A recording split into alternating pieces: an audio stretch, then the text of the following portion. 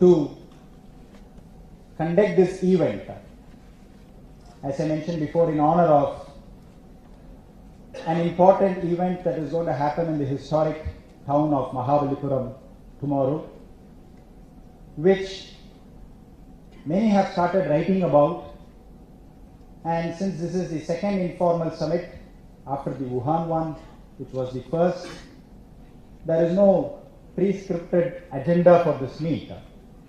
And many of them have written so much that so many issues are going to be discussed, and it is all in their own assessment and wisdom.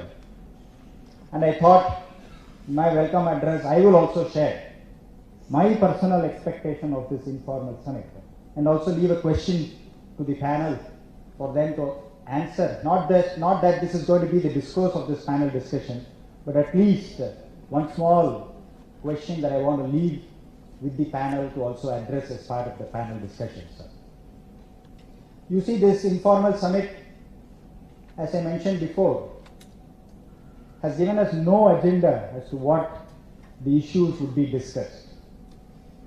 But one thing that I feel is going to strongly bind these heads of states and the countries is that they represent two big economies that inherit a civilizational legacy along with them. And in my view, and in my humble expectation, I feel that the narrative of this informal summit, if it is having contours around the civilizational assets of these two nations, there will definitely be a lot of common areas of good that can promote the bilateral ties between India and China. That is my only expectation, because I strongly believe that both have inherited a civilizational legacy that has a glorious past.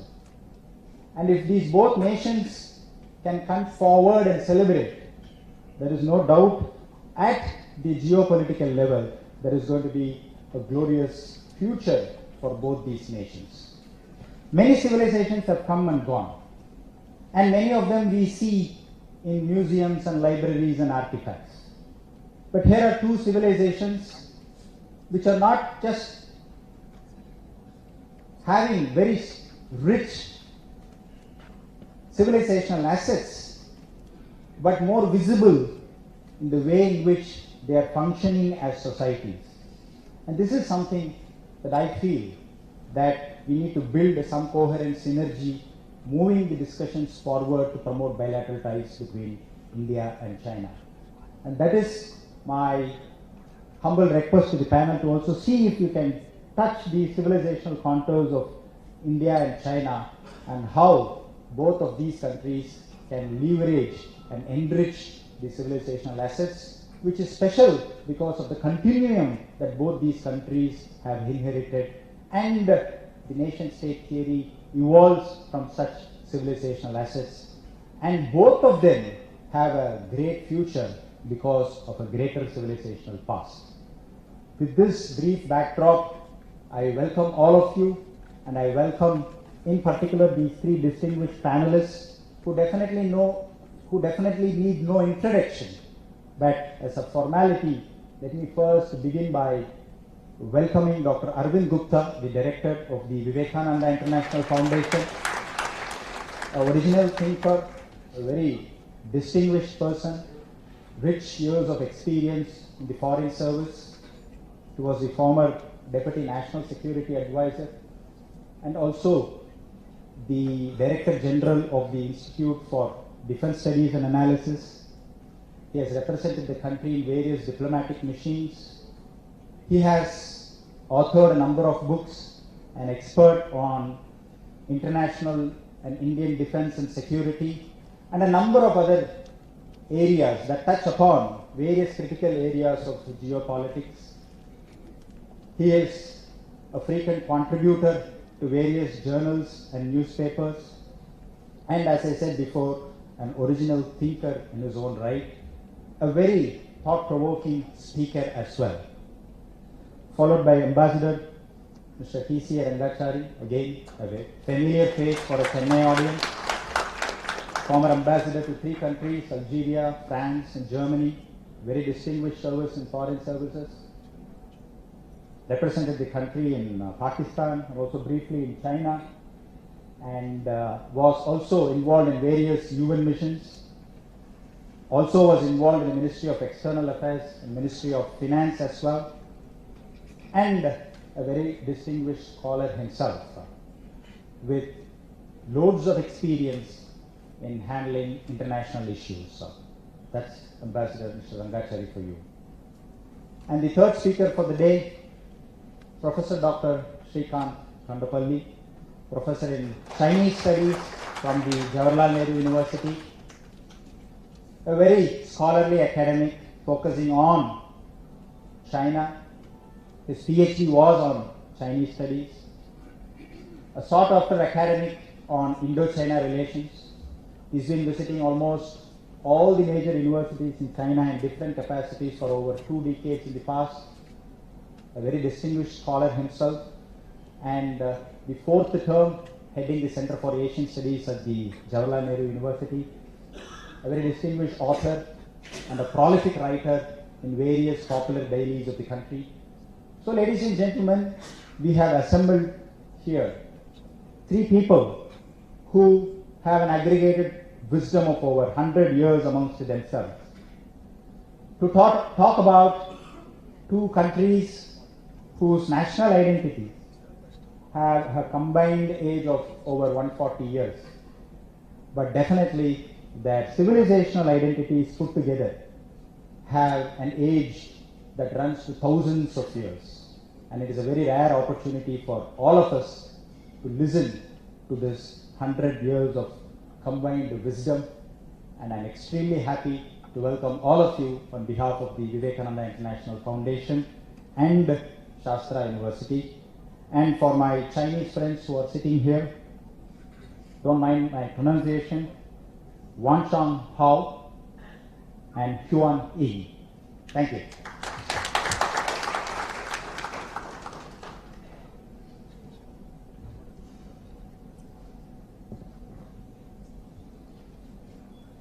Two great civilizations, both Oriental wonders, have fought to create what is widely now being termed the Asian century. In more than 6 decades, the Indo-China relationship has transcended friendship, periods of soft renewal, dialogue, and episodal changes, and has now evolved itself to result at a historic meeting at Mamallapuram, the seafaring heritage town, in some hours from now. Indeed, the dragon and tiger have come full circle. To chair today's panel and start the discussion by setting the context, it is my pleasure to request Dr. Arvind Gupta, Director, Vivekananda International Foundation, to take the floor.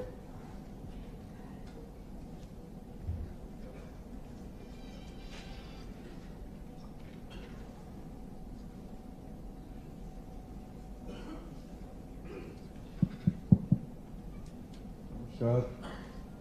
Good afternoon to everyone.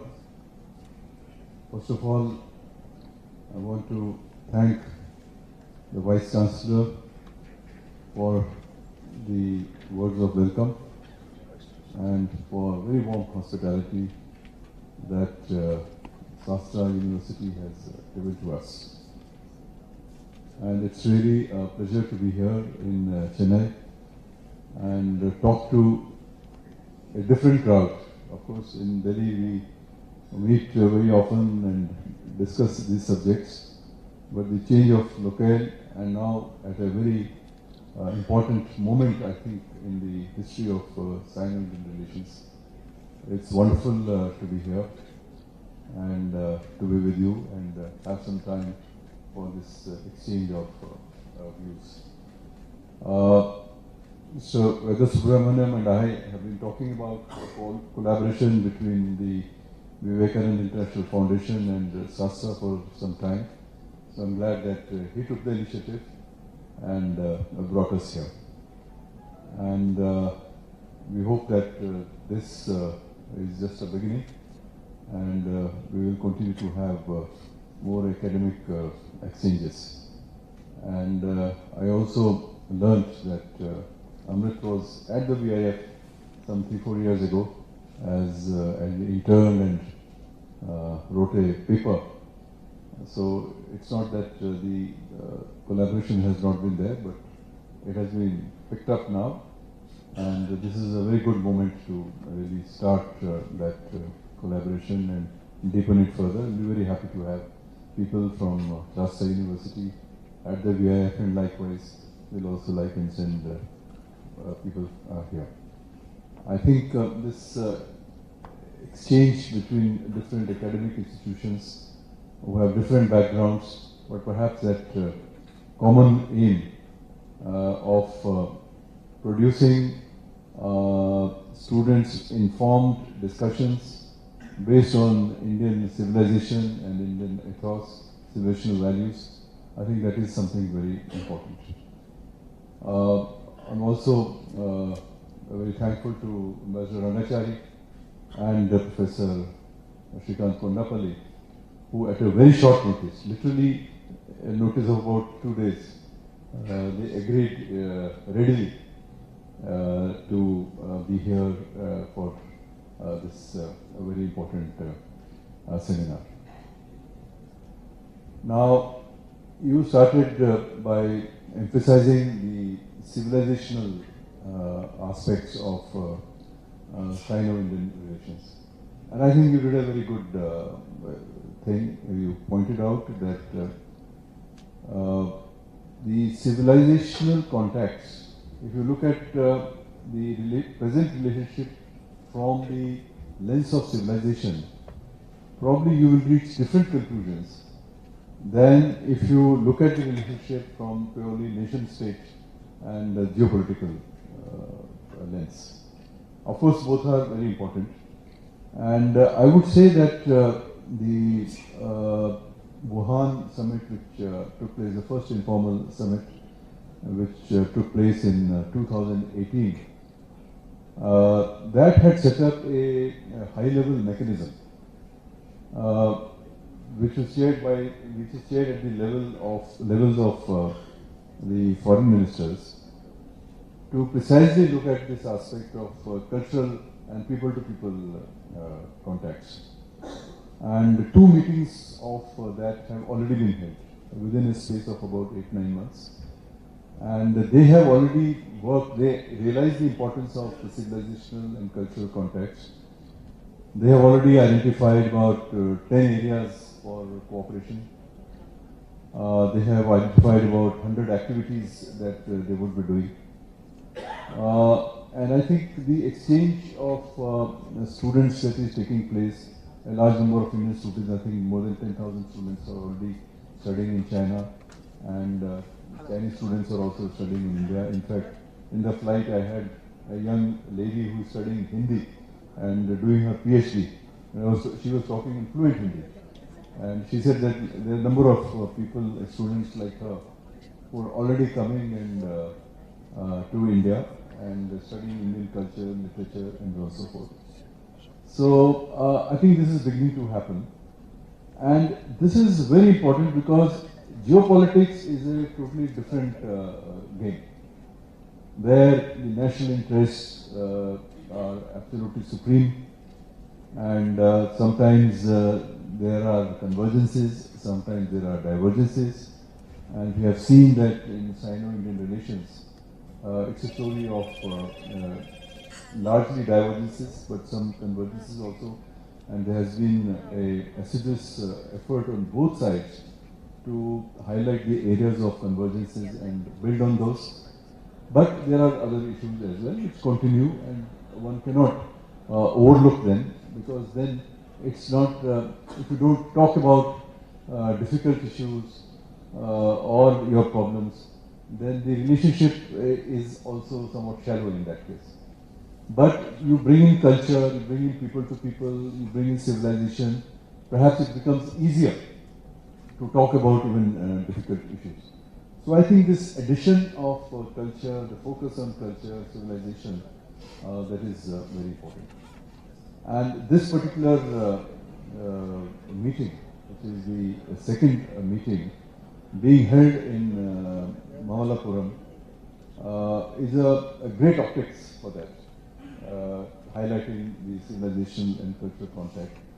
That doesn't mean that they will not be talking about the other issues, the routine issues, and also new issues, because the whole concept of these informal summits, which is, in some sense is a innovation in Sino-Indian relations, the whole concept has been to highlight these long-standing cultural contacts, but also look at new areas.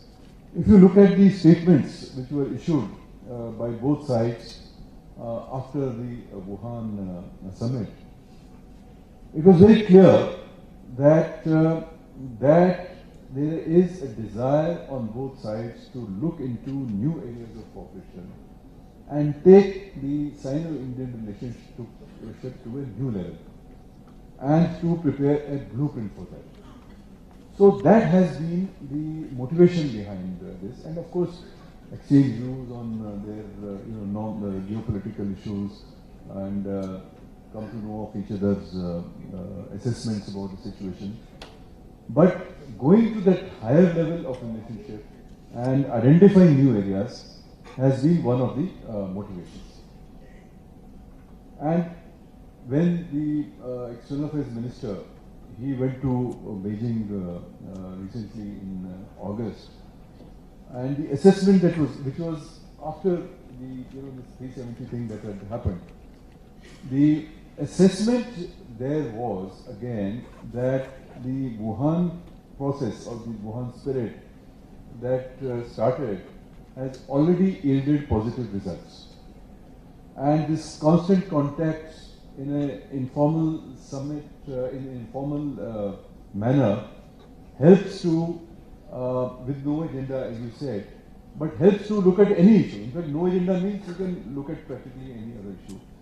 And this is a new way of dealing, this is a new way of the people at the top level taking decisions and perhaps trying and nipping the problem in the bud where they are, and also at the same time finding solutions to the problems which exist and also identifying new areas and also giving the strategic guidance to the other people who have to deal with other issues. So this has been the process. I think it's a new process, and from this meeting which is going to take place tomorrow and day after, there are quite naturally high expectations.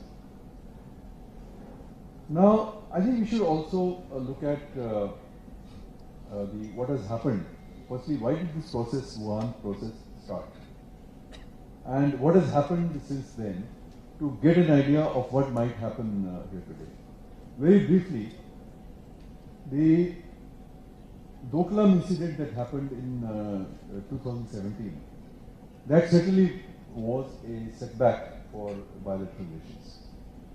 And if there was a need to repair that relationship, and that is how the Wuhan informal summit took place.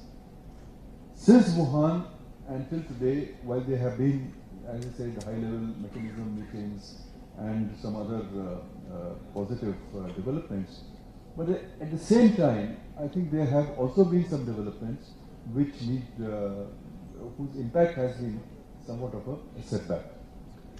And I think this summit will also give a chance to both the sides to look at what has happened and how to proceed and go further, apart from discussing the normal issues of trade and so on. And these setbacks are essentially of two developments which are very important here. One was the Pulwama, terrorist attacks and the Indian response to Balakot, and that brought Pakistan in a very big way into the India, of course, India-Pakistan relations that assumed very high importance, but also it became an issue in a sense in Sino-Indian relations. The second thing that has happened, which is also very important, and that is the abrogation of Article 370. and the subsequent statements which have been issued by the Chinese side and the statement of the Foreign Minister Wang Yi at the UNGA, where they have referred to UN that the issue should be resolved between India and Pakistan, that is, by not only bilateral means, but also there was a reference to the UN Security Council resolutions. So that is something very new, and that has certainly kind of come as a surprise to us, because this reference to UN Security Council resolutions in Chinese statements has, at least to my mind, has not been there, at least in the recent past, but my colleagues might be able to say. So I think there is something to talk about it. Even yesterday, there was a joint press release which has been issued by, after the visit of Imran Khan, Prime Minister Imran Khan to Beijing, where again these formulations have been repeated, that is, reference to the UN Security Council resolutions, etc. Now, this obviously, and our spokesperson also has issued some statements in the last few days. So, if left to this statement and so on, I think it can create problems. So, whether this issue will come up on in the summit, informal summit, of course, remains to be seen. But certainly, this is the backdrop that is in which this is happening, and we should really be mindful of this very important development. This is not to say that there is no positive agenda. I'm sure there are quite a lot of things which will be discussed and which will have a positive thing. But the background to this summit is very important, and I think the two leaders will have to take stock of the situation. Another aspect of this summit would be, I think, because Sino-Indian relationship is not just a bilateral relationship on trade, economics, politics, science, technology, this, that, and so on. It is the backdrop to Sino-Indian relationship is equally important. Our two leaders have already met, I think, about 10 times in the last probably 2 years or so. So there's already a lot of contact that is taking place. And it's happening, and they are also part of other forums like the Russia-India-China Forum. They are also there in the Shanghai Cooperation Organization Forum. Incidentally, it was at the SCO Bishkek when the Prime Minister, which happened in June, when the Prime Minister issued, when invited President Xi Jinping to come to India for an informal summit, and he readily agreed. So the leaders have been meeting bilaterally and also at the multilateral fora. And at these multilateral fora and regional fora, a lot of things are discussed. And they're also looking at the world as to what is the shape of the world that is emerging, and what is the role India and China can play. And they are also looking at the situation in the neighborhood, in the Indian Ocean, and so many other places. And these are also extremely important factors which impact the Sino-Indian relationship. At the same time, Sino-Indian relationship also impacts this global and the regional situation. So those issues also need to be discussed. And of course, the issues of trade is also very important. And I just want to end with just making one comment. You see, if you look at the statements which were issued after Wuhan, two separate statements were issued, no joint statement was issued. Two separate statements, one by India, one by China.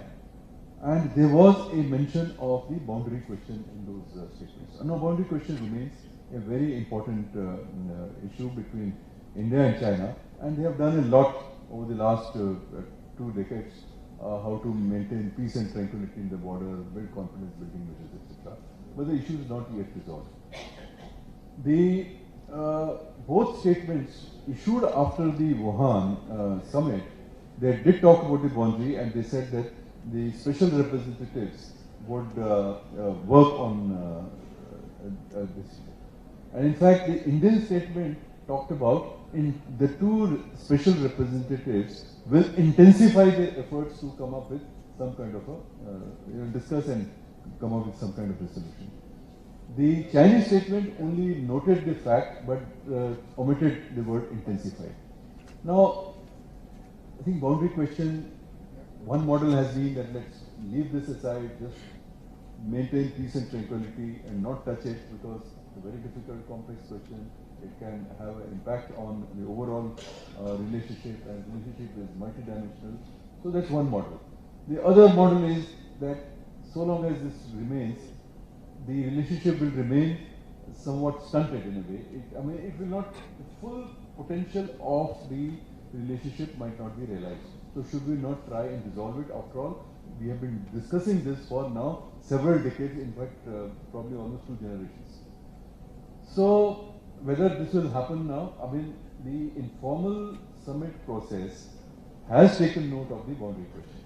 Now whether this will happen again at the Mamalapuram or no, I do not know. That is of course, time will tell. But this is something that will also be, to my mind, this is an important issue. And if some kind of a strategic guidance ensues, as it happened in the first Wuhan summit, at least from the Indian statement and the reading of the Indian statement, it seems it was discussed and there was a desire to intensify, but I think the interpretation on the other side was somewhat different. Let us see what happens in this Mamalapuram. Of course, they may decide to completely set aside and not discuss about it. Whether Kashmir will be discussed or no, I do not know. After all, the statements have been made on both sides. But India also feels that it's an internal issue. So, but if there is a clarification to be sought, they may be able to provide a clarification, but it may not be raised from the Indian side.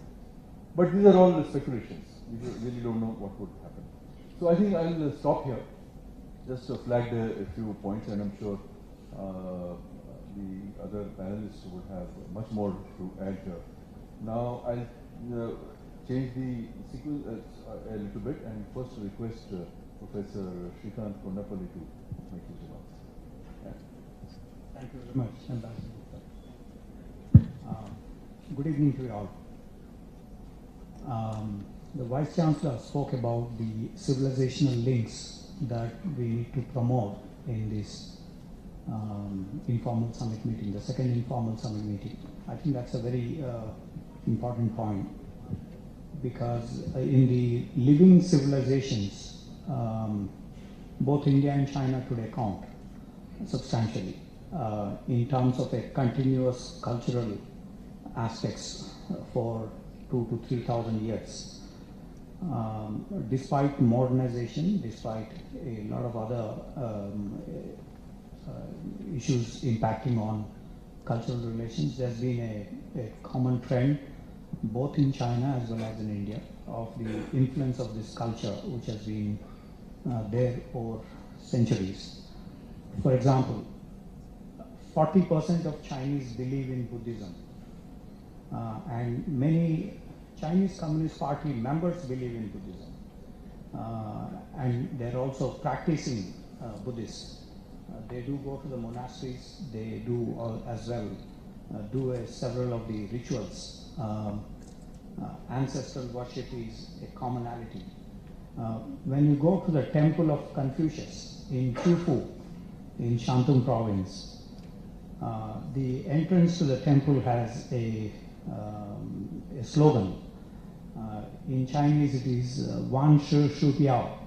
Basically, for 10,000 generations you are my teacher.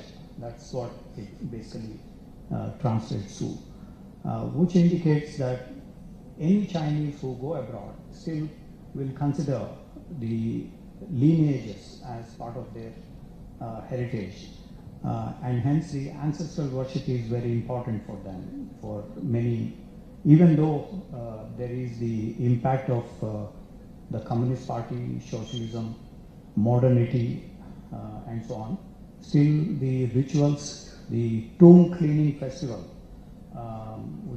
which is a major festival, they clean up the tomb of their ancestors. So people migrate, people go far away and do this in order to obey, respect their ancestors. This is one. Then there is also the Dragon Boat Festival.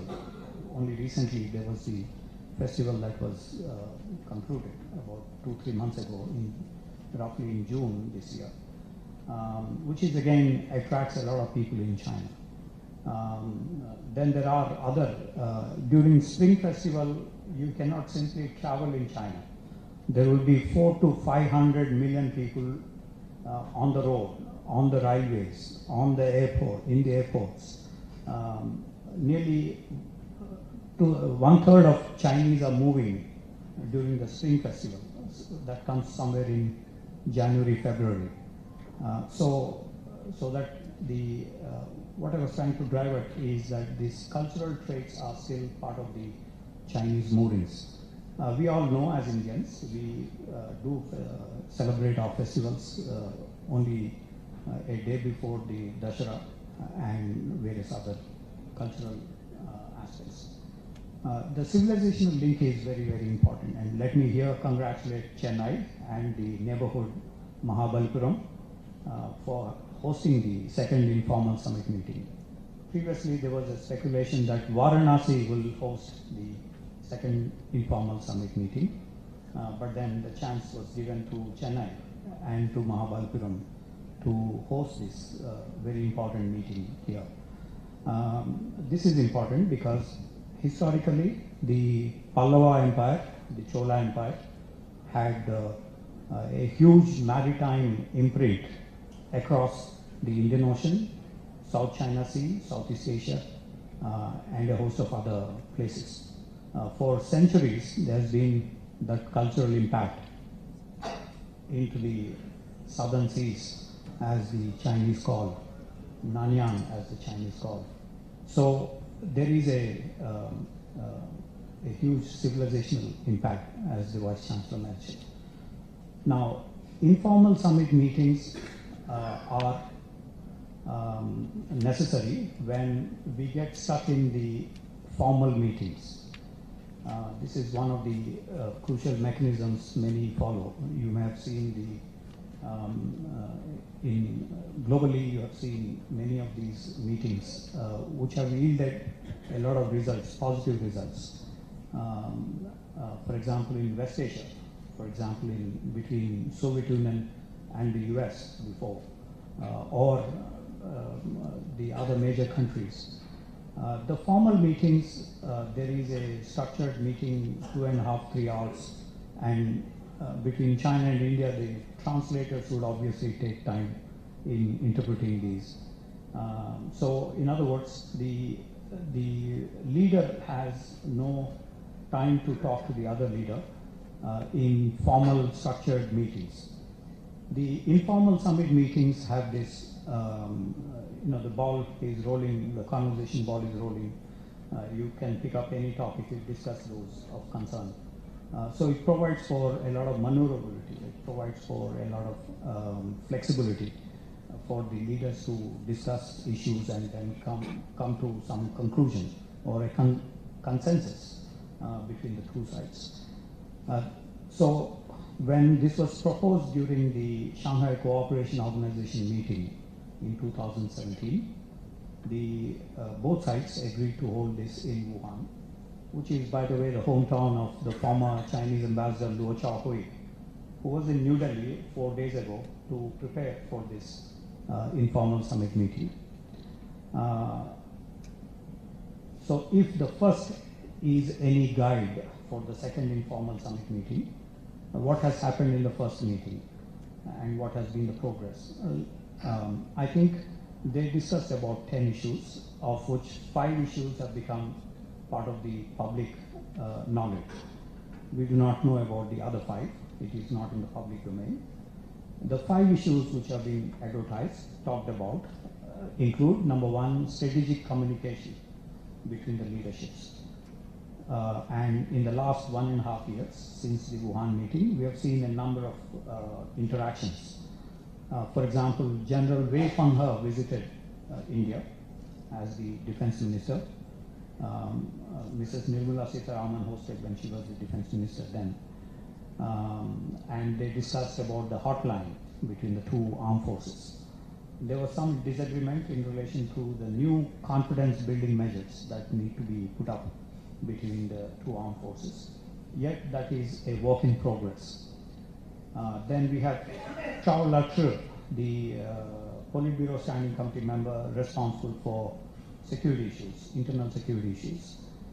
He is the 7th Politburo Standing Committee member. He came, we discussed the counter-terrorism issues, we discussed a host of other aspects. As you know, the Chinese have yielded on the Masood Azhar being listed in the 1267 Committee of the United Nations Security Council. So there is some progress on that as well. Then there is the visit by Foreign Minister State Councillor Wang Yi in December last year, and a 10-pillar agreement was signed in terms of the people-to-people contacts and cultural relations, which Mr. Jaishankar in August had concluded a second round, as Ambassador Gupta had just mentioned. Now, these visits are important to exchange information, communication, so on and so forth between the leaderships. So this is one where there is a lot of progress. So possibly this will be emphasized tomorrow between the two leaders. The second issue which was mentioned in public domain is the border stability. After the Doklam incident, this has become a major contentious issue in the light of hardly any progress in the discussions on resolving the territorial problem. And new CBMs have been proposed during the 2017 September BRICS meeting in Xiamen. But there was again some disagreement on what kind of CBMs to be followed. Since 1993 P.V. Narasimha Rao's visit, we have had stepped up confidence building measures. 93, 96, 2013, different CBMs have been proposed. Many of these actually being implemented on the ground level. For example, border personnel meetings. For example, the joint military operations, hand-in-hand joint operations, or between the navies, search and rescue operations. And in the Air Force, the Suryakiran acrobatic maneuvers. There are several other CBMs which are being conducted between the two sides. So the border stability issue has become the second major important aspect in the discussions at Wuhan, which is again likely to be discussed tomorrow, because in between we have had the fishtails incident in Arunachal Pradesh, and also the Pangpungso Lake incident, which was resolved quickly as part of the CBM's agreement that we have had in between. So, nevertheless, two rising countries, as the Vice Chancellor mentioned, China has about $13.8 trillion of GDP and growing at around 6.4%. Although some Chinese think that the Chinese growth rates are about 1.67% last year. For example, a People's University teacher, Professor Xiang, considered the Chinese growth rates at around 1.67 last year. Another, Professor Chang from the Beijing University, also considered the growth rate is around 3%, while another, again from Beijing University, Michael Pratis, also suggested that the growth rates are relatively coming down in China, which also means that there is a need for improving relations with the neighborhood, with India in particular, where India is maintaining a relatively higher growth rate. So to that extent, there has a situation changed in the last 1.5 years in terms of the tariff wars that the United States has been waging. The third issue that they discussed is linked to the what we just mentioned in terms of the reducing trade deficits. In the last 10 years, the trade deficits between India and China amounted to $726 billion. That is, in simple language, India lost about $726 billion in its trade with China.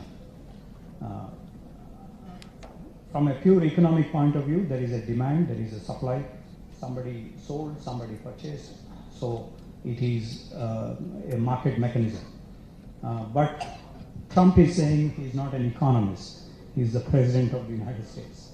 And so he had imposed several tariffs, 25% tariffs on over $350 billion of products from China. Mr. Jaishankar alluded to a trade conflict emerging between India and China.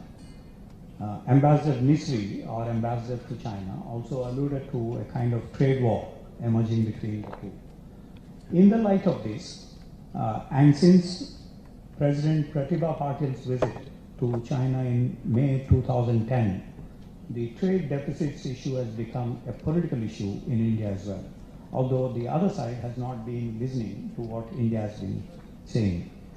Since 2010, India raised the trade deficit issue and suggested 3-4 alternatives.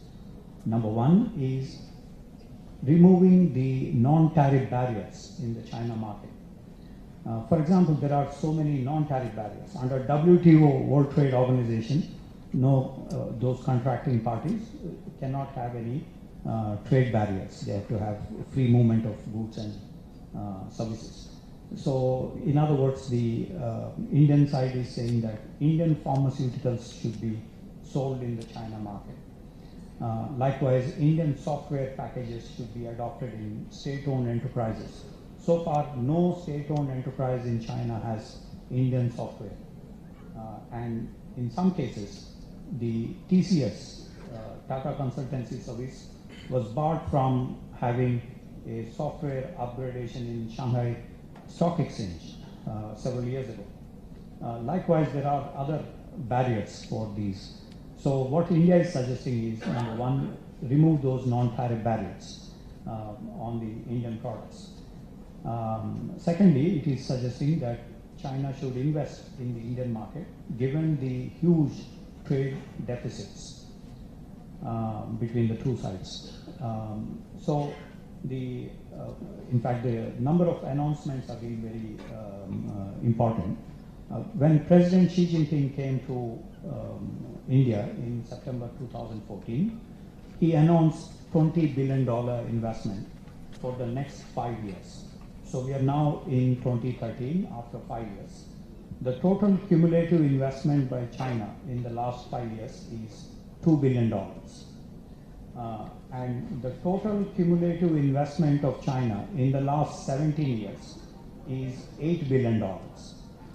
For a country with $13.8 trillion GDP, and in a country which is maintaining a growth rate of nearly 7%, 6 to 7%, $8 billion is a very paltry, if not even a paltry amount, given the trade deficits and the larger political issues that arise out of these trade deficits. Tomorrow, you'll likely see President Xi Jinping announcing another $8 billion investment in India, which is likely. But we need to see whether these remain as announcements or whether they will actually be implemented on the ground. When Prime Minister Modi went to Beijing in May 2015, $32 billion was promised by various CEOs and others. Again, out of this, we received about $2 billion so far. So, in other words, this is a major contentious issue on the investment portion. The fourth issue that was discussed in Wuhan included any collaborative projects that India and China can do in Afghanistan. So far, there has not been much progress in Afghanistan, partly because both China and India actually do not have much hold over the Afghan developments. There is the uncertainty and instability in the region, and hence this is beyond their control. Nevertheless, they also began the diplomatic training program. The Foreign Services Institution in New Delhi conducted some training programs for the Afghan diplomats, which were addressed by the Chinese ambassador to New Delhi, to India.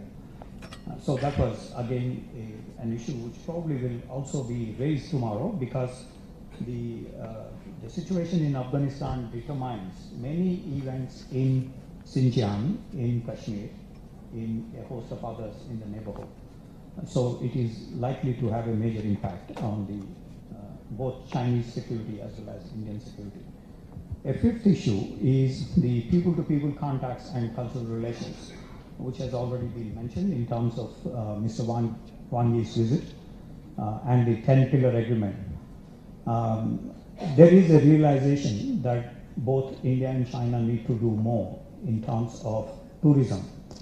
Last year, we had something like 1.9 million, that is 19 lakh Indians going to China. On the other hand, there is about 3 lakh Chinese coming to India. E-visas have been instituted. There is a host of other incentives were given. Yet tourism is not picking up from the other side. So it is likely to be a major issue tomorrow that will be raised, discussed on tourism front. Last year, China had seen 160 million Chinese going abroad. Out of this, about 3 lakh came to India. And hence there is a huge potential in this regard in terms of tourism expansion. Then there is also the youth exchanges, the museum management, media forum, think tank forum. 4 such media forum have been conducted so far. And there is a lot of flow from Indian journalists, Indian media personnel, as well as Chinese media personnel, some of them here in this room. The think tank forum meetings also were very significant because the ICWA, Indian Council for World Affairs, the VIF, and a host of other institutions are involved in these think tank forum meetings. In order to arrive at something, an elite consensus on many issues of concern on both sides. So these are some. Apart from these 5 issues, President Xi and Prime Minister Modi are likely to discuss various other aspects as well. You may have noticed that Foreign Minister Jaishankar visited New York and he attended the foreign ministerial meeting of the Quadrilateral Security Dialogue. You have also seen Imran Khan's visit to China and the joint statement issued yesterday, as Ambassador Gupta mentioned. It included the items which are not palatable to India. So there is this contention between the two sides on the Indo-Pacific, although Prime Minister Modi in the Shangri-La dialogue invited every other country, in other words, suggested to inclusivity, provided they agree to rule of law, they agree to freedom of navigation and overflight in the high seas. They agree to maritime security, maritime connectivity. They agree to counterterrorism. They agree to the free and open, meaning that this should not be controlled by any one single power. So this has been the theme of Prime Minister Modi's speech in Shangri-La last June. So to that extent, there is a kind of reaching out to China in this regard. Or to other countries in the Indo-Pacific region. A middle path approach, a Buddhist middle path approach was suggested in a way, citing again the civilizational links. We need to see how China would respond. China would it respond through a balance of power approach, a modern balance of power approach, or in a civilizational manner. There are also many other issues that probably they would be discussing, including the 2 items that also bring India and China together in globalization and multipolarity. Globalization, there is so much that is happening between the 2 countries, and in the light of the tariff wars intensifying, there is an uncertainty in trade, investments, technology flows in the overall market. Global trade is decreasing overall. Global growth rates are in general declining. in the light of this uncertainty in the markets, there is the two countries coming together does send a number of signals, positive signals, for the stock exchanges, for the markets, and so on. There is a recent news that it is likely that India will sign the RCEP, the Regional Comprehensive Economic Partnership Agreement. There are a number of discussions that are happening in the recent times, which suggest to the India and China intensifying the globalization aspect. The second other aspect that brings both India and China together is the multipolarity. So India and China are part of the Russian-led Russia, China, India trilateral on collaboration in the United Nations. There is also the BRICS, which also has a number of common programs, including in the IMF reorganization in terms of the voting rights. And finally, there is also the basic coordination, Brazil, South Africa, India, China coordination in climate change proposals, which we think is also a major issue where India and China could collaborate. Although China is a large polluting country in the world. China pollutes something like 20 billion tons, while we pollute something like 5.1 billion tons. A quarter of what China is polluting, the global environmental domains. Yet we are collaborating with China in this format of equal but differentiated responsibilities, meaning that the industrialized West should take more in terms of the green technologies, green budgets, and so on and so forth, while the G77 countries will have to gradually focus on the climate change issues. So I guess there is a whole lot of issues that come up for them, for the leaderships tomorrow.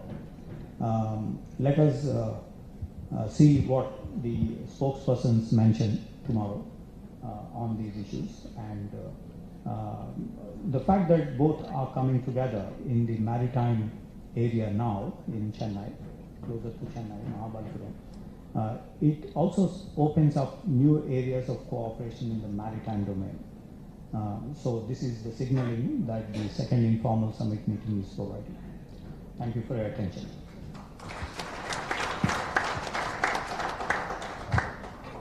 Thank you, Professor Kondapalli.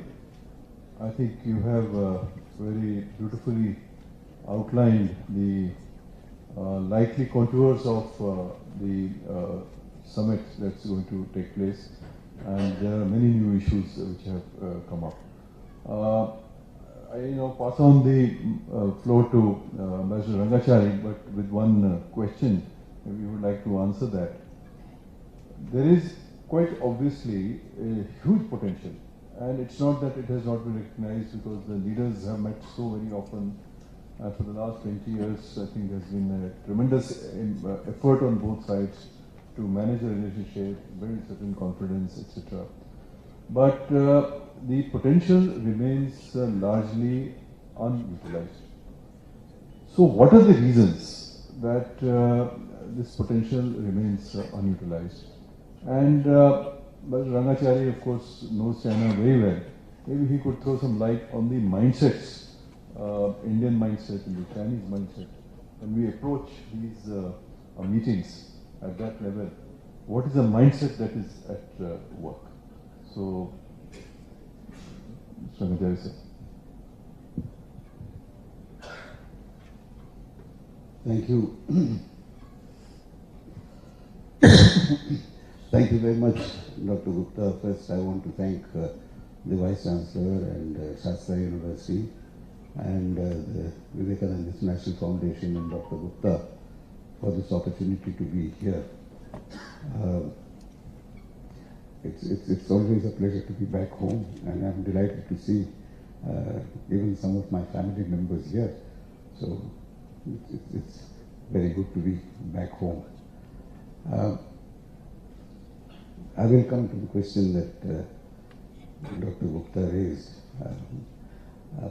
We've just heard a very masterful account of what very well might be what transpires tomorrow and day after between XiJinping and Modi from Professor Kondapalli. I want to take this to a slightly broader level of India-China relations in their totality.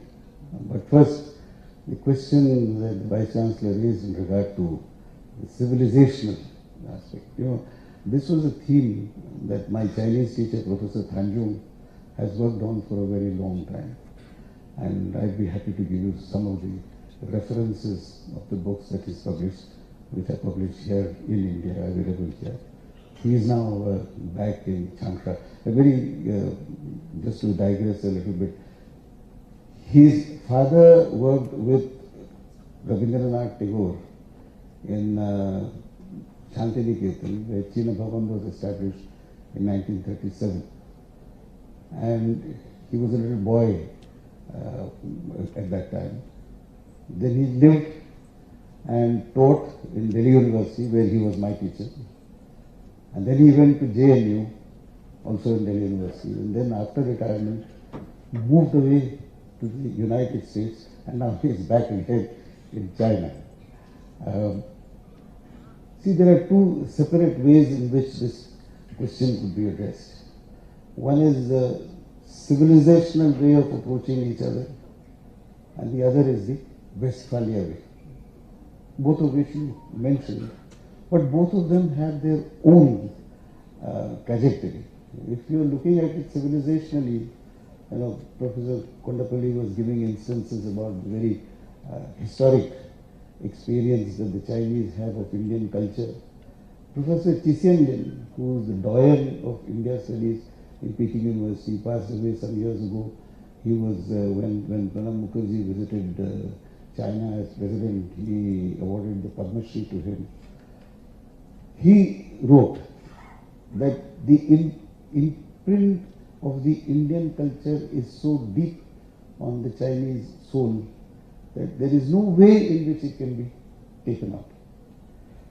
I remember being present at a meeting between Jiang Zemin and President Narayanan some 20 years ago, when Jiang Zemin talked in terms of how as a little boy, his mother would take him to a Buddhist temple and he would love to ring the bell in the temple. Of course, he said, I don't believe in any God and I'm atheist and so on.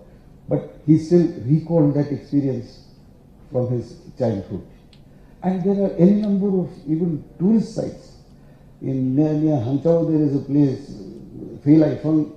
The story is about how a mountain flew from India to China. And this again is a story which goes back about 2000 years. We don't have the time, so I won't go into the details of that.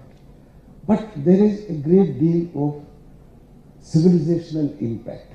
Buddhism is one, but beyond Buddhism. If you see the newspapers in the last 2 or 3 days, they even talk in terms of how there were traces of Tamil culture, Tamil architecture found in Fujian.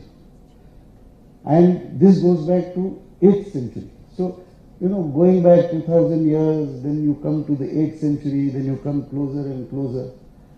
There have also been very bad experiences where Indian troops during the British days in India were used against the Chinese in China. So there are mixed experiences, but insofar as the richness of the civilizational influence is concerned, there, how do you treat the Himalayas? Is that a barrier or is that something that joins India and China? There was some excavation which was done in Chengdu, and the place is called Sansingtui, and there they found a bird. It is a city symbol of Chengdu. And that symbol, according to my Professor Thanjung, he says this is nothing but Garuda. Of course the Chinese dispute it. But this is the kind of impact, civilizational impact. But then if you are having that kind of civilizational impact as the basis of your relationship, then we should not be having territorial disputes, because civilizations are not constrained by boundaries. They transcend boundaries. On the other hand, you have got Westphalia. And Westphalia is a recent phenomenon in 1648. That becomes territorial. And if you are territorial, then it is inevitable that if there is a difference between one and another neighboring state, you would have a dispute. Which is probably why now the oft repeated mantra in India-China relations is don't allow differences to become disputes. I do want to say something about the boundary issue, but maybe a little later, because I want to put this in a larger perspective, the relationship between India and China. You go back 70 years when India became independent and when the PRC emerged in 1949. It was a very different world. It was a world which was still dominated by the victors of the Second World War. You had a world order which had been constructed by the victors of the Second World War. So you see the Bretton Woods institutions, the World Bank, the IMF, the United Nations, the United Nations Security Council, a variety of other institutions that came into existence around that time, and which have basically been the framework within which the world order has operated. And the powers which won the Second World War were the ones who defined the framework and how it should operate. So at one level you had democracy, you had individual liberties. At another level, you had market economy. And at a third level, you had the dominance of the powers that were powers at that time. And in the last 70 years, there has been a huge transformation. When the United Nations was established in 1945, there were just 51 countries, 51 member countries. We were fortunate that even though we were not independent, we became one of the original members of the United Nations. Today there are 193 countries, and almost all of these are decolonized countries which won their freedom since the Second World War, and the last of them I think was South Africa in 1981. So 45 to 81, almost 40-year time span it took for all the countries of the world to become independent. The economy was dominated by the few developed countries that existed at that time, again drawing very largely upon their imperial past and the fact that they have been able to develop on the basis of the richness and resources of the countries which they colonized. Today you see a world which is very different. You see Europe. Europe is stagnating. You see successive reports of the European Central Bank, and they're trying to raise the inflation level in Europe to beyond 1% and not always succeed. Brexit, if it comes about, is going to have one more very crucial blow at the entire process of integration of Europe. The trend that started about, with the European coal and steel community, then after the European common market, and gradually successive agreements and treaties, Maastricht and so on, the trend was towards integration. Once Brexit comes about, then it's not only going to be Britain, but a number of other disenchanted countries within the European Union who have a very strong feeling against Brussels, the headquarters of the European Commission, who might want to assert themselves and say, do this or we don't want to be part. As it is, the currency union is not does not extend to all the 29 members of the European Union.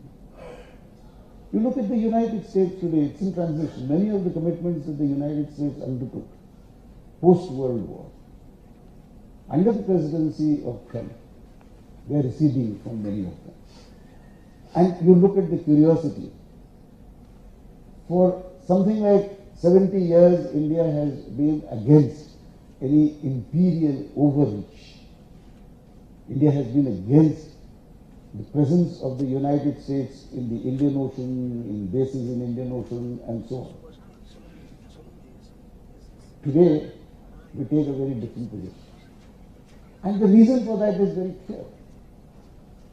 Our interests, as we saw it, back in 1947 or 1950s or 60s or 70s, and our interests as we see it today, are not the same in relation to the United States. I remember when I was at the United Nations attending several meetings of the Indian Ocean Committee, a proposal that had been mooted by Sri Lanka, of all countries, to make Indian Ocean a zone of peace. And the biggest critics of India at that time, and this goes back about 40 years now, used to be the Australians. Today Australians want to join India in naval exercises, joining Malabar and become part of the more active part of the Quad. So, how is this relevant in the context of India-China relations? We have to be conscious that just as we want to lay down our interests by ourselves, and we want to protect those interests, in the same way, others, including China, would want to lay down their own interests and would want to protect them. Some years ago, if you remember, 2011, Sachin Tendulkar was looking for his 100th century. And there was an India-Australia series. He didn't get his 100th century there. He got it in 2012 in Bangladesh. So should we blame the Australians that didn't allow Sachin Tendulkar to make his 100th century? Or should we look at our own preparation and say we have to do what we need to do in order to protect our interests? Once you look at it from that perspective, a lot of the issues that we are talking about now, whether it is the fact that the trade deficit issue, whether we look at the enormous military power that China has accumulated and how it affects us. About 6 or 7 years ago, when 2010, at the Shangri-La dialogue, the then Chinese Defense Minister Liang Guangye, he was asked this question about China's military power. By the way, today China is the second largest spender insofar as military expenditure is concerned after the United States. Somewhere around $120 billion, right? 190, okay. And the Americans are somewhere around 800 or so, 750, 800, something like that. And then he was asked this question as to why China want to spend so much money on defense. And his answer was that the West has 4th generation weapons going on to the 5th generation. We have only 2nd generation weapons, we are going on to the 3rd generation. And therefore nobody should have reason to complain.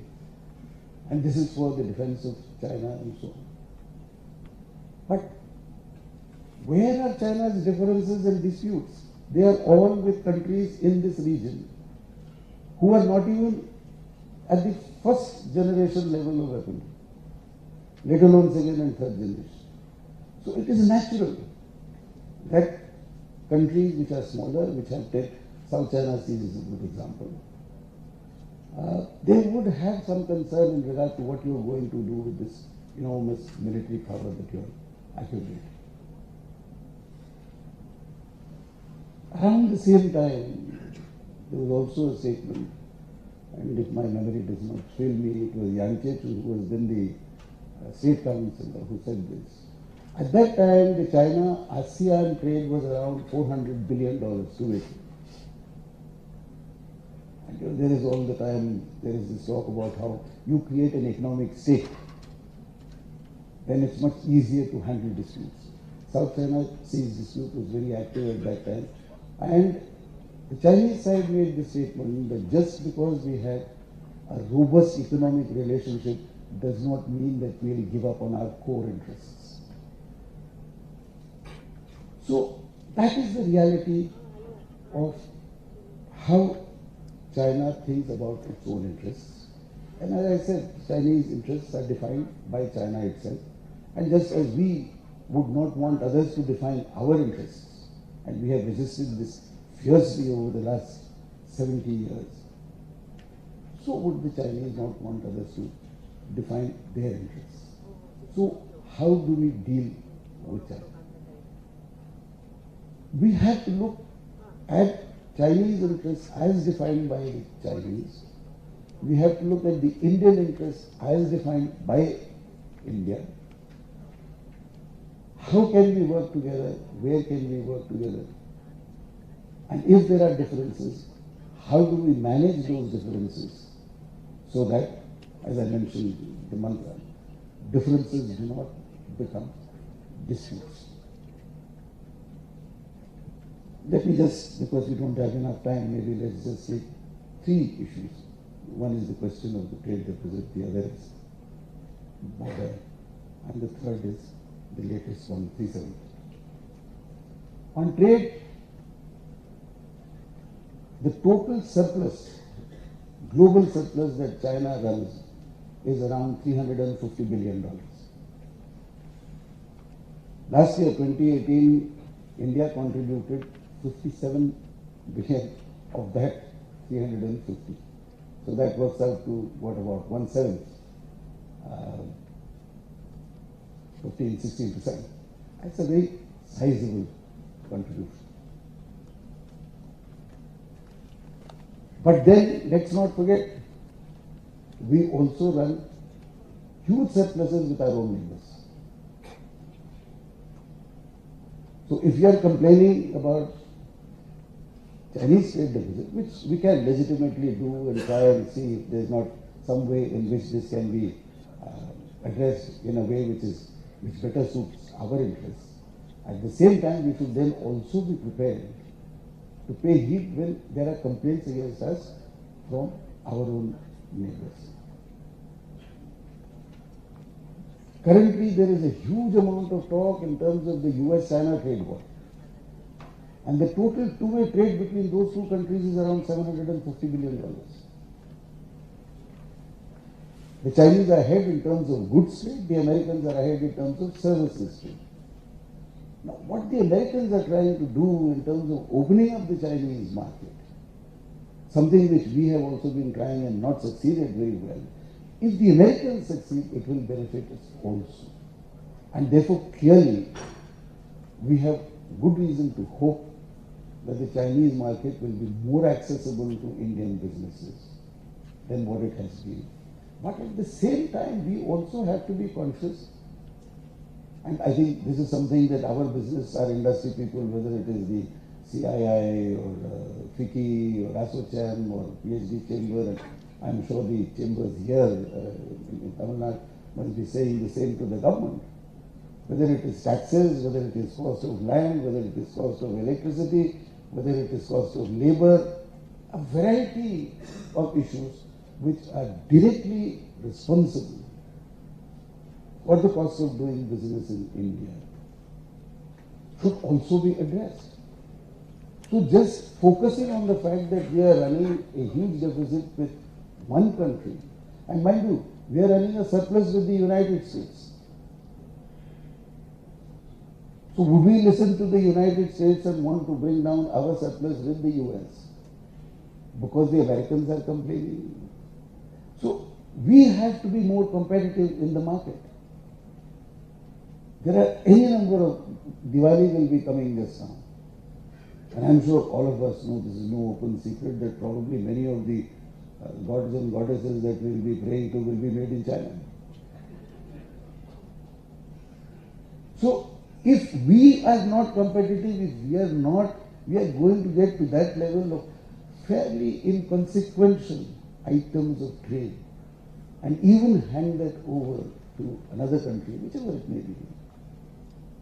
We are not doing ourselves a service. So In the first instance, we must look inwards and see where am I going wrong, how can I change things here. It's only when I'm totally satisfied that I am doing everything right and I am still getting out for a duck, then I must either change my batting style or I must stop playing the game altogether. Insofar as the border question is concerned, this has been under discussion since the 50s, and in 60-61 there was a very voluminous, there were in fact 3 rounds of talks and very voluminous report was produced out of that. There is not a single detail that is not in the public domain in regard to the border issue. We know, for example, that we believe that XiJinping belongs to India as part of the state of Jammu and Kashmir, and the Chinese say that the entire state of Arunachal Pradesh belongs to China. There are parliament resolutions in India which says that not an inch of territory should be conceded. And similarly, the Chinese, I don't know that there is any National People's Congress resolution on the subject, but clearly the Chinese position is that they are not willing to concede it. Now, if you have two positions solidified over several decades in this fashion, what kind of a solution can we have? There was a formula which was proposed back in the 50s by Chou Lai, who said that we'll recognize McMahon Line, even though we don't accept it. It is an imperialist line, etc. and so on. But we are willing to accept, and they did that in the case of Burma, so there is a precedent. The obverse was that India should accept that XiJinping is Chinese territory. Then, in 1979, when Atal Bihari Vajpayee, as the foreign minister of the Janata government, went to China, Kansiaofi said that we should have a settlement on an as-is, where-is basis. And then again, there was a repeat of this offer when Rajiv Gandhi visited in 1988, and that's 30 years ago. This offer is no longer on the table. There is no as-is, where-is offer from the Chinese side. And of course, we did not accept as-is, where-is back in the 50s, and since then, there have been several other developments, resolutions, policy statements, etc. and so on. So we are not willing to accept that today. So there are only two alternatives. Either we should militarily take over XiJinping, or they should militarily take over Arunachal Pradesh, and that would be the end of the dispute. Or you leave the status quo as it is. Disadvantages to both in terms of their stated positions, but acknowledging the ground reality, and manage the situation in a way in which you do not have any active confrontation. In 2013, there was a very major violation. In 2014, again, there was a very major violation. In 2014, when XiJinping had come, he was received first in Gujarat. At that time, this was pointed out to the Chinese side, and today, 5 years down the line, we have not had a repeat of that. So it is possible. Dr. Gupta was mentioning about the strategic guidance flowing from the Wuhan summit being given to the armed forces and so on. It is possible to avoid confrontations of that nature where one army or another army.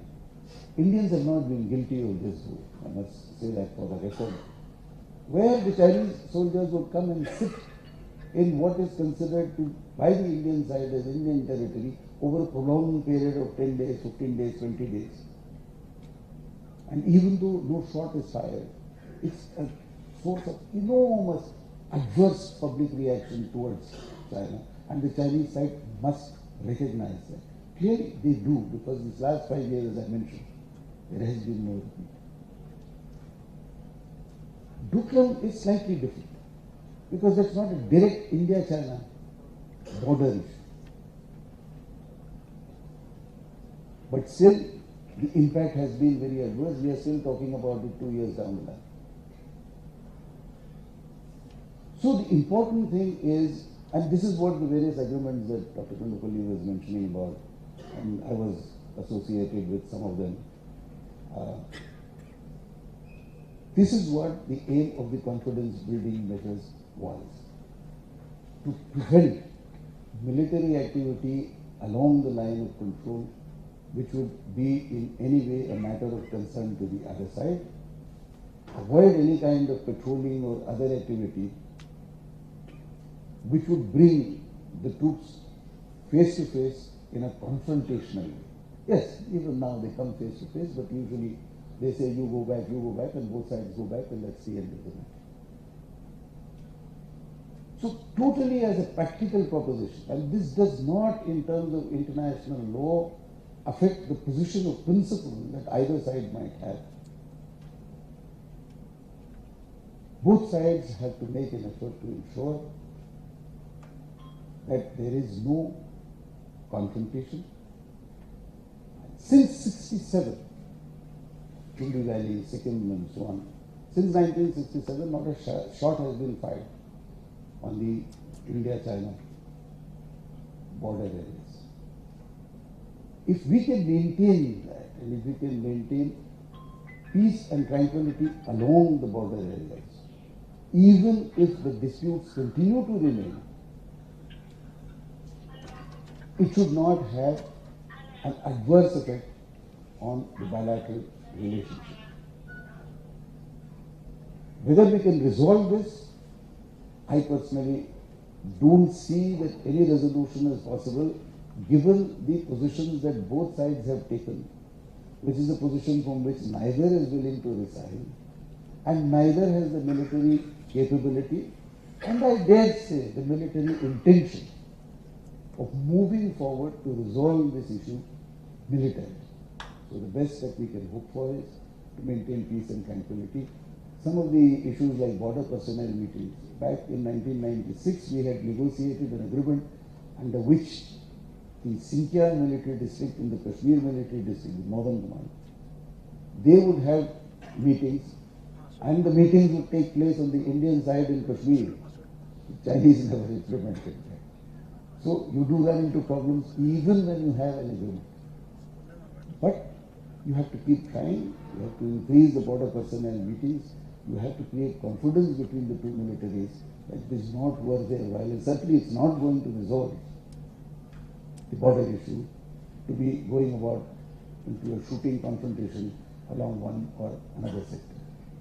And the bigger issue is, I certainly say this with confidence insofar as India is concerned, but I'm also willing to venture, this is China's position, that neither wants to have a war on the borders. Both sides are wanting to have peace and tranquility in the border areas. And therefore, while we blame the Chinese side, which is fair enough, we should also give them credit that in the course of the last, 67, 33 and 19, 52 years, we have not had a situation where we would have to fight each other. And if this can prevail for another 50 years, hopefully, we would have got to a higher level of relations. 370. 370, if you look at the chronology, the Chinese are basically misinformed. They have got carried away with the Pakistani position and they have endorsed it, and that's purely a political position. First of all, China was not a member of the UN Security Council when the resolutions relating to Jammu and Kashmir were adopted. These date back to 1947-48. China became a member only in 1971. And at the time when China joined the UN, it made a statement that it would look at all the resolutions and see which one they would subscribe to, because if they were not a member, they're not obligated to be a party to this. That is one legal argument. Politically, I don't see how the Chinese can support Pakistan. In fact, I can't even see how the Pakistanis can harping on the UN resolutions, because the first step in the UN resolution is restoration of all the areas occupied by Pakistan to Indian administration. Pakistan occupied Kashmir, northern areas, Gilgit-Baltistan. They have to restore all of this to Indian administration before the second step can be gone into. And the second step is for the Indian administration to restore normalcy in this entire area. And only then the third step of the referendum comes. So how has Pakistan got away over a period of 70 years in making it out as if the UN resolutions favor their stand on Jammu and Kashmir is something that we need to expose to the world. It's probably our fault, because when we said in the mid-50s that we will not implement the UN resolutions, we did not mean that we would not take back, or we do not want to take back, the areas occupied by Pakistan. We simply meant that referendum would not be held. But even today, if we were to say, okay, as a first step, you please restore the areas under your control to India, does anyone in India or in Pakistan believe that Pakistan is going to do that? Call their bluff. And the Chinese are wrong in not having read these resolutions. I said this to Chinese scholars last month in a meeting we had where about 24 of them came. And I said, please go study the resolution and see, does it make sense for you to support this proposition? Now, let's look at it from another point of view. What have the Chinese said? The three elements are UN Charter, UN resolutions, and bilateral arrangements. This is between India and Pakistan. They said this at the United Nations when they asked for a meeting, a closed-door meeting. And again, let's be a little charitable. Pakistan is a, what is it, what is it, the ally, yes, always a friend, always a ally. Now, Chinese are under pressure, having invested a huge amount, $50-60 billion, whatever, or about to invest $50-60 billion there. And clearly Pakistan is a useful instrument in this region. Can we realistically think of China being in a position to resist that pressure? So what does China do? China takes the least cost option. It goes for a closed-door meeting. It doesn't ask for the statement by a president. It doesn't ask for a resolution or nothing. It says its piece in that closed-door meeting. Pakistan says its piece in the closed-door meeting. And that's the end of the matter as far as UN Security Council is concerned. Then you take the chronology, 6th of August, Imran Khan lands up in China. 5th of August, the Rajya Sabha passes the resolution. 6th of August, he lands up there. And on the 11th of August, the Indian minister is also there in Beijing. It's a meeting which had been scheduled from earlier, not connected with 370, etc. Wang Yi says to, the foreign minister says to Pakistan, we support your just interests and rights, etc. and so on, which are non-existent. And there is a separate history to that. I mean, we have time, I could go into the accession of Kashmir to India and what flowed from that. And by the way, that document is in the National Archives, is anybody in Delhi, if anybody, the original document, including the signature of Mountbatten. And these were cyclo-signed copies of the instruments of accession. 600 copies were made because there were that many Quincy states at that time. And the same text was signed by everybody, including Hari Singh, the Maharaja of Kashmir. And the only difference was that, mind you, there was no photocopying, there was no electronic typewriter, etc. Cyclo-signed copies were there. So Mountbatten has struck 14th August 1947 and written 26 October 1947 in hand. Other than that, that instrument of accession text is no different from what every other princely state in India signed in 1947. Finally, 11th August, the Indian External Affairs Minister lands up in China. Not only does he meet the foreign minister, he also meets the Vice President Wang Qishan. And Wang Qishan is a very close associate of Xi Jinping. This is very well known.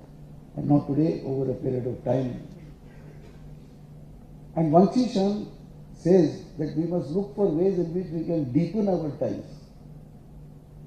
between India and China. This is on the 11th of August. 5th of August, the Rajya Sabha passes the resolution. 7th of August, the Lok Sabha passes the resolution. And 11th of August, Wang Qishan, the Vice President, says this. Clearly, the Chinese are playing a balancing act. They want to please Pakistan, but only up to a point, not go beyond. They don't want to offend India, but they can't possibly not talk about things like the UN resolutions, because that would make Pakistan feel that it has been let down by its only friend, China. So they have done a balancing act. And what they have said yesterday in the joint statement is not very different from what they said 2 months ago. When we conduct relationship with other countries, as I said earlier, we must look at their interests. We must look at, we don't have to defend those interests, but we must look at their interests and see how we can accommodate our interests in a way in which it doesn't lead to a confrontation. If it does no material harm to us, we should be able to take that in our stride. Tell them, in fact, keep on telling them, you are wrong on this. But does not mean that you have to lead to a break. Like saying, you know, unless you change your position, I am not willing to be friends with you. In the larger context, again in the global context, today China also needs India. And for some time now, the big Chinese worry has been how close India is willing to get to with the Americans, because they see America as wanting to contain China. Right or wrong is not for discussion just now. This is how they look upon the United States. They want peace and stability in this region, and there are statements that Xi Jinping himself has made in party forum and self-welfare saying this. So if you trust one statement of Xi Jinping, you can trust another statement of Xi Jinping also. They want to have a relationship with India which stands them in good stead, because without India's participation and in the face of India's opposition, it's very difficult for them to get very far with countries in South Asia region. And if India can participate cooperatively with China, they would see that as an advantage. By all means, look at these. By all means, let us see how we can derive some advantage in going along with the Chinese. If we see we cannot derive any advantage, we don't have to play that game. In the context of the Belt and Road Initiative, we have made very clear. By the way, it's still, in Chinese, it's still one belt, one road. In English, it is called Belt and Road Initiative, but in Chinese, it is still one belt, one road. This initiative doesn't suit us. We say no. The Chinese are not happy with that, but they are willing to live with it.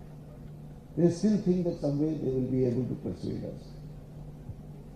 If we do find reason to go along with the proposition, we see some advantage in it, maybe we will. But if we don't, we won't. So the basic point I am making is, let us look at our interests. Let us see how best we can derive benefit from the Chinese side. Investments will be a slow process. What is promised doesn't get delivered in that time frame. And this is not true only in the case of China, it's true in the case of a large number of Western countries also. Because there again, what I was saying earlier about the conditions we create, the environment we create. There is a story today about Safran wanting to build aircraft engines in India. When I was ambassador in Paris, the chairman of Safran said the same thing to me. It's now 13 years, 14 years, and they're still saying the same thing. They have not built a single aircraft engine in India. So we have to also look at it and see, are we doing what we should be doing the right thing? Now, this question that Dr. Gupta raised about being below the potential. Yes, it is well below the potential. To some extent, this is inevitable because our interests and Chinese interests do not overlap in such a congruous manner across the board that we can carry it to very much higher levels. At the same time, there are interests, for example, in transforming the global structure, global order, in a way that it would suit our interests here, I mean both India and China. And there was an interview that XiJinping had given in 2013 in which he had said that we are not interested in overthrowing the world order. We want to bring about a change taking into account the current realities. Because he was talking from a Chinese perspective. But if you substitute India for China, we would have such much the same thing. We are not interested in overthrowing the world order, but we want to bring in modifications. That would be of interest. Now, there again, you look at the Security Council. We want to be on the Security Council. The Chinese are not willing to commit their support to us. So even within this overall perspective of wanting to bring about a beneficial change in the global order, in the global structures, there are differences and we are not on the same side. So still such time as these kinds of differences of approach remain, while there is agreement in principle, we have disagreements in regard to details in one or another aspect, maybe multiple aspects. It will be difficult to carry the relationship to its full potential. But that is no argument for not making the effort today to the fullest possible extent, in the hope that it could be reciprocated in the fullest measure from the other side. And this kind of informal summit permits you to do precisely that, where without any commitment on either side, because you are not tied down with any kind of a set agenda, you are not any compulsion to sign formal agreements and so on, to get to have a better understanding of each other. These kinds of informal summits help. There are precedents of this. During the Yeltsin years, we used to have these tireless summits with the Japanese. It didn't manage to solve the problem of the northern islands. It's a territorial dispute between Japan and Russia, well, first Soviet Union, then Russia, going back to the Second World War. But it was a forum where they could freely exchange views. Nothing very much came out of it, but that is for different reasons. So this is a process that should be encouraged. It should be looked at with hope. At the same time, not have too high expectations that problems which could not be resolved over a period of time are going to get resolved because of the beautiful setting of Muhammad or because of the fact that the summit is informal and both sides are therefore receptive to each other. Thank you.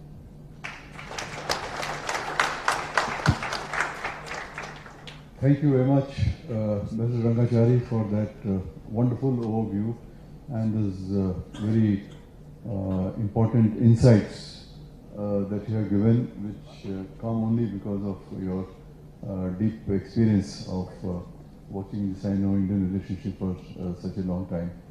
I do not know how many minutes do we have, but we'd like to have some interaction with, how many minutes do we have? 15 minutes. So we can take a few questions from the audience, and kindly raise your hands, be very brief, and identify who you want to ask your question. Yes, please.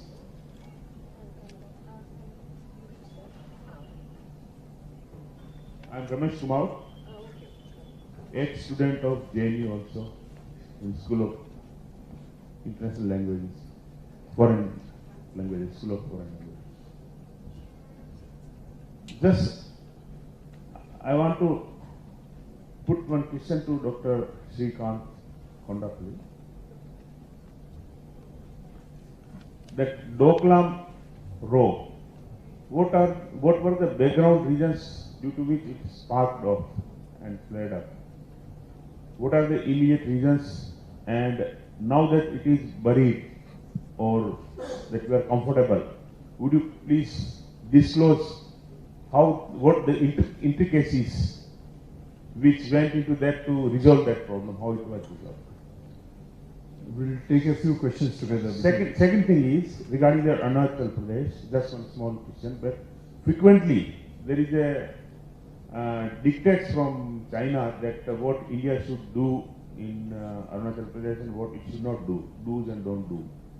So how this issue can be resolved and what is the status at present? Yeah. There.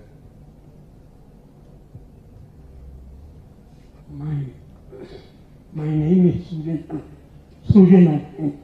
I'm an academic. All the four speakers, including the Vice Chancellor, started with China and India being civilizational states.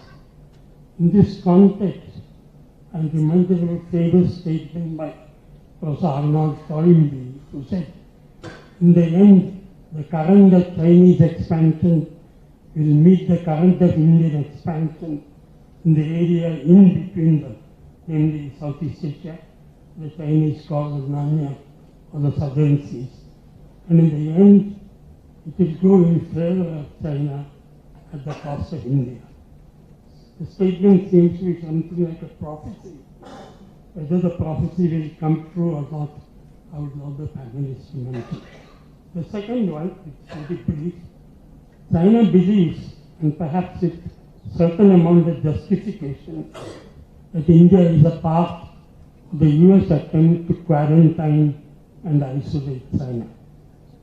And if we do not wriggle out of this situation and follow a foreign policy which is a strategic and autonomy, I do not think that we will be able to solve the border problem. Thank you. Dr. Narendra, only one small, maybe hypothetical. America was using China to check Russia. Now, why not? Maybe hypothetical. India can join with China and Russia to prevent the influence of America in this region. That's only question. Thank Yes. Can I just quickly. No, here, please. Yeah. Sir, Doctor Sir, one question. Actually, tomorrow, the agenda, whether Prime Minister and President of China, they are going to discuss Pakistan issue and Doklam issue. It is going to happen. If it is happen, it is successful for India and China, both the sides. They are welcome of it. The gentleman there.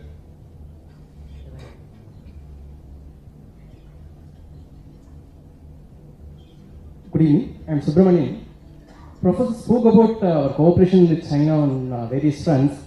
Recently, there was a news report that the universities which are going to sign a memorandum of understanding with Chinese will have to go through the security clearances from MHA.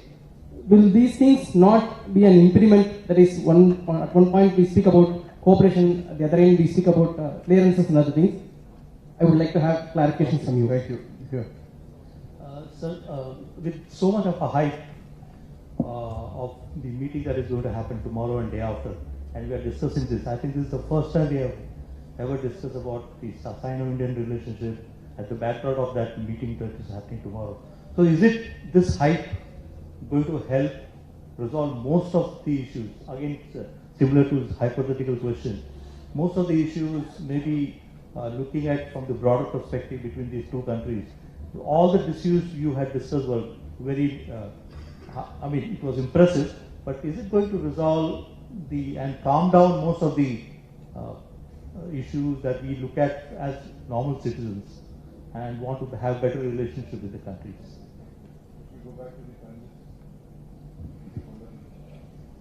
Thank you, Mr. Chairman. Very interesting questions. Thank you very much for raising all of them. On the last question, straight away, whether we will see any of these discussed tomorrow and day after, whether Pakistan, Kashmir, other issues are going to be, I do not think those will be discussed or resolved. In one meeting, these long-standing issues are never resolved in any. But let me say, this is good news for Chennai, the second informal meeting, and that's why I said congratulations to Chennai and its suburbs, including Mahabalipuram. The reason being that the focus of this informal summit meeting will be in the economic sphere, in the commercial sphere, and we are likely to see at least 3 announcements in terms of the railway projects. There is a long-standing project where the Ministry of Railways had looked at Chennai to New Delhi, and that has been shortened to Chennai to Nagpur, high-speed railway project at a cost of $36 billion. There are differences in terms of the interest rates, the period of construction, what are the conditions, etc. On this, and the security. For example, the Ministry of Railways in Delhi sent a delegation to China, but they were not allowed to go and see the security systems of the. For example, if there is a accident, a railway accident in India, the first casualty is the railway minister. He has to resign. So he is unlikely to sign an MOU with China, where there are 2 major accidents involving a high-speed railway. One is in Wenzhou and other is in Shantung province. Unlike the Shinkansen of Japan, which has a 0% of accidents throughout its history, China had 2 major accidents in which nearly about 600 people died in these 2 accidents. So if we adopt that kind of model, we have a problem with the signaling system and the others. So one is a high-speed railway project with Chennai as the focus, starting point. The second is signals facilities for the railways, again, in which China made major strides. A third possible announcement would be in the sphere of smart cities, as Chennai faced a lot of problems in terms of water, in terms of the flooding, in terms of pollution and a host of other issues, transportation. Smart city construction is one other area where there will be a major announcement tomorrow or the day after. So it is good news for China.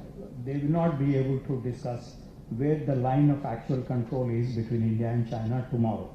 I can assure you, it will take at least 14 to 15 years, which means a 16th informal summit meeting or a 17th informal summit meeting will solve the territorial dispute. And we are talking about 10 other items, right?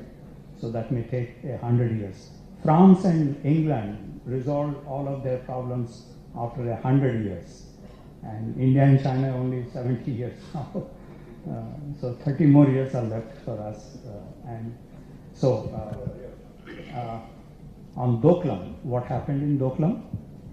Sushma Swaraj, the then foreign minister, the late foreign minister, she mentioned in the Rajya Sabha why India had gone and placed those patrols to counter Chinese patrols in the Zamfari Ridge in Bhutan-China border areas.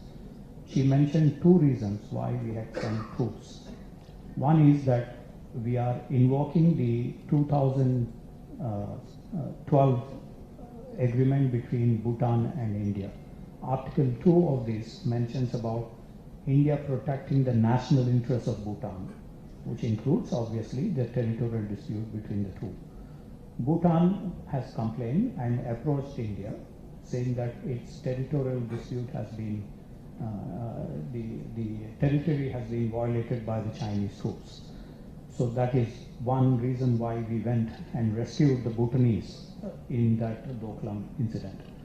Number two reason, from our own security point of view, China has been constructing a road on top to neutralize our own military strength, as well as to strategically go towards the Siliguri corridor. That was the second reason why we went to place our troops in the Doklam area. What happened in Doklam? China launched three warfares. One is psychological warfare. Second is legal warfare. They outlined the 1890 treaty between Sikkim and Qing dynasty. But they did not mention whether that has been ratified their respective parliaments or any other legitimate authorities. The third warfare China waged was the media warfare.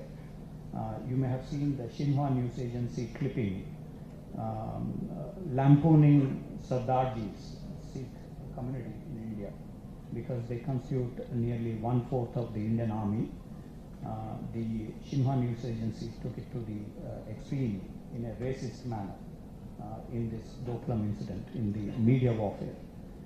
Psychological warfare, legal warfare, these three warfares they waged, but we just stood without mentioning anything in that area, on that issue, except what Sushma Swaraj mentioned in the Rajya Sabha meeting. Arun Jaitley, who also passed away, was the then half defense minister, half finance minister. He said 2017 is not 1962. Then Rajnath Singh, the then home minister at the time, he also mentioned in a similar manner. There was no, then the defense minister Nirmala Sitharaman also had similar views. So India kept quiet. On the other hand, China ratcheted up during the Doklam crisis. How it was resolved? By August 2017, it was almost nearly since June. The number of troops kept on decreasing. Maximum 400 troops were placed by either side. Finally, the Xiamen meeting of the BRICS was due by September 2017. And the foreign ministry in India did not mention whether Prime Minister Modi will be attending the BRICS meeting or not. No confirmation, no denial, none of this happened. So it also resulted in the Chinese clamping down, and the situation also was problematic for China because of the winter setting in and other reasons. So finally, the Doklam crisis petered away. What I ask is, what was the provocation or motivation to start the first representation? I mentioned two reasons why India had gone, according to the version of the government of India. So I think that should be the reasons. On Arunachal Pradesh, technically Arunachal Pradesh is a disputed territory under the India-China discussions. Technically, XiJinping is a disputed territory between India and China. So when Amit Shah mentions in the Lok Sabha that XiJinping and POK are disputed areas where we have a claim, he's saying the right thing by saying this is a contentious issue. This is a disputed territory. Technically, that's a disputed territory. So I think he was raising in a legal format, because there is no dispute resolution on any one of these issues. So in other words, the Chinese position, but of course they could not say why India is doing what it is doing in Arunachal Pradesh. This all happened when Ambassador Sun Yu-shi in November 2006 mentioned to an NDT, to a CNN IBN interview, where he mentioned the whole area that you call as Arunachal Pradesh is disputed. So while in 1960 Chou En-lai said the McMahon line is a disputed territory, the whole area then 90,000 square kilometers from 2006 becomes a disputed territory. That's a revision in the Chinese position on the Arunachal Pradesh. Previously only the line was problem, but now the whole territory becomes a problem from a, on the other hand, whether China can say who has to go or who should not go into Arunachal Pradesh. If the Chinese say this, then we also have to say who goes into Aksai Chin, who does not go into Aksai Chin. So that we have not been saying for some reason. So that has to be corrected. On Southeast Asia as the hub of the India-China competition or cooperation, you have seen that in the last Republic Day, we had 10 ASEAN members. Presidents, prime ministers, monarchs came and attended the meeting. There is a concern within the ASEAN about China's role, especially in the South China Sea issue.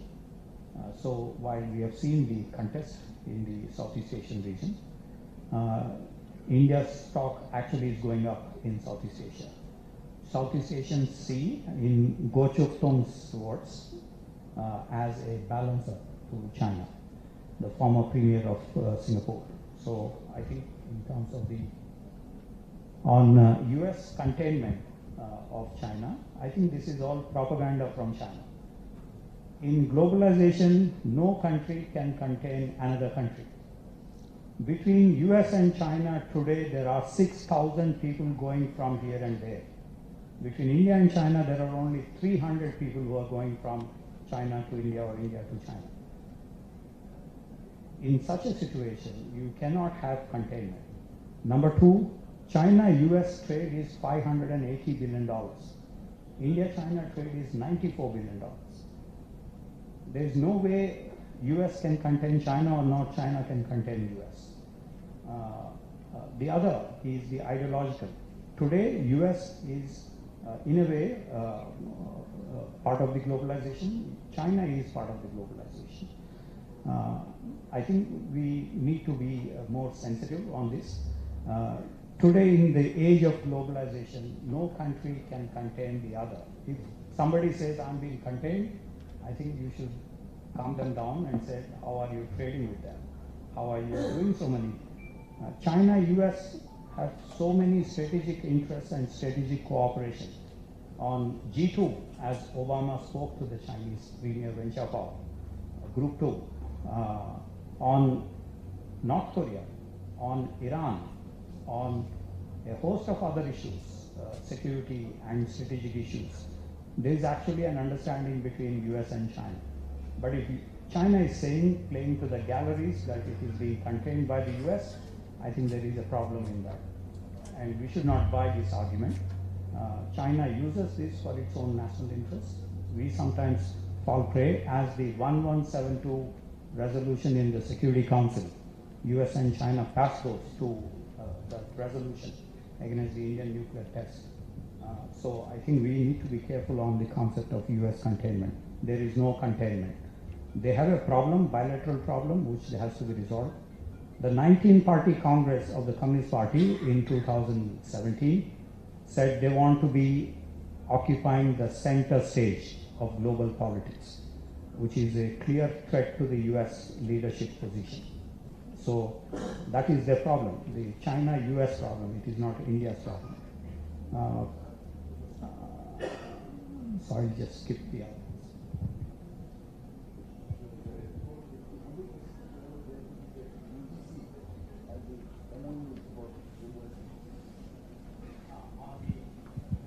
On the MHRD, Ministry of Human Resource Development Circular, on academic exchanges and so on, I think this is an administrative mechanism. Every country, US, China, Japan, every other country has some regulations on how to interact. So I don't think this is a new thing. We do not see what exactly they want MOUs to be signed, etc. But this is an administrative regulation. If the UGC is paying Shastra University, in terms of any, Shastra University has to listen to the UGC. It's simple. As Hillary Clinton once said, how can you shout on your banker to the Chinese side? So, if any university is funded by the UGC, UGC has some administrative regulations, period.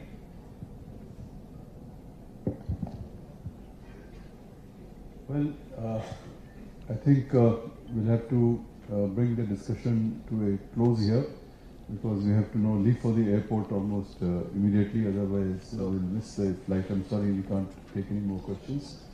There is hardly anything that I can add to this brilliant presentations that have already been given. I think two global leaders, Modi ji and President Xi, they have their plate full, and informal summit means that they can discuss anything. So there are a lot of issues that will be discussed. But perhaps they will be approaching this like the chess players, because there's so many factors, so many pieces are in play, that even one wrong move and you will have an issue. But I'm sure the celebrous surroundings of Mangalapuram and this lovely setting that has been provided, and that's why this informal summit is also some kind of a balm that will be there. But I think the important point which has come out of this discussion is that don't expect any breakthroughs on core issues, and there could be divergences on core issues, and yet there is a lot that can happen which can benefit the people and which can take the relationship forward, because the two countries want to build on that relationship. And they don't want, they want to manage the relationship, and they have learned the art of managing that. As was pointed out, even in the boundary there have been hardly any incidents in the last few years. But the politics and the geopolitics and national interests, core interests, etc., they will all come into play. And I think both sides will defend their national interests. And yet I think the civilizational connect, which is somewhere in the back of their mind, would probably help and mitigate the divergences. And this informal summit might help create more convergences. So let's look towards this informal summit and the subsequent ones that you mentioned to come with great hope and enthusiasm. So thank you very much, and I want to thank the Vice Chancellor once again for organizing this wonderful interaction and for all the hospitality and warmth that they've shown us. Thank you so much. Thank you, sir. As a token of our